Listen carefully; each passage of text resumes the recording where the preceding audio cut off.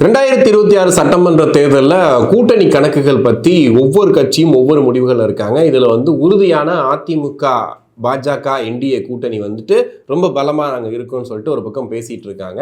திமுக கூட்டணி ஆரம்பத்திலேருந்தே நாங்கள் ரொம்ப பலமாக இருக்கோம், எல்லாருமே எங்கள் கூட தான் இருக்காங்க, கை எங்களை விட்டு என்றைக்குமே வெளியே போகாதுன்னு சொல்லிட்டு முக்கியமாக துணை முதல்வர் வரைக்கும் எல்லாருமே பேசிகிட்டு இருந்தாங்க.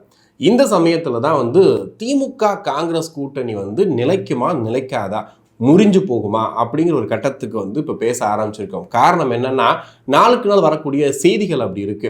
திமுக ஒரு பக்கம் தொகுதி பங்கீடுக்கோ கூட்டணி குறித்தான அந்த கூட்டத்துக்கோ இன்னும் ஒரு டேட்டு கூட ஃபிக்ஸ் பண்ணல அப்படின்னு காங்கிரஸ் குற்றச்சாட்டு வச்சுக்கிட்டே இருக்காங்க. காங்கிரஸ் வெளியே போனாலும் பரவாயில்லன்ற அளவுக்கு திமுக பல்வேறு முக்கிய தலைவர்கள் பேச ஆரம்பிச்சிருக்காங்க. அப்போ என்ன நடந்துட்டு இருக்கு? திமுக காங்கிரஸ் கூட்டணி கண்டிப்பாக 2026 சட்டமன்ற தேர்தலில் வருமா வராதா அப்படிங்கிற ஒரு பேச்சும் ஒரு கேள்வி இன்னைக்கு சாமானிய மக்கள் வரைக்கும் வர ஆரம்பிச்சிருச்சு. இந்த கூட்டணி மிக முக்கியமான கூட்டணி, இதுல வெளியே போயிட்டா 2 பேருக்குமே கஷ்டமாயிடும் சொல்லிட்டு சில பேர் பேசிட்டு இருக்காங்க. சில பேர் திமுகவுக்கு எந்த பாதிப்பும் ஏற்படாது, காங்கிரஸ் வெளியே போனா திமுக இன்னும் பல்வேறு கட்சிகளுக்கு நிறைய இடங்களை கொடுக்க வாய்ப்பு இருக்கு அப்படின்ற மாதிரியும் பேசிட்டு இருக்காங்க. ஆனா காங்கிரஸ் கட்சி என்ன சொல்றாங்க அப்படின்னா, நாங்க உங்ககிட்ட கேட்கறது அதிகாரத்தில் பங்கு, அதாவது ஆட்சியில் பங்கு அப்படிங்கிற விஷயத்த நாங்கள் கேட்கிறோம்.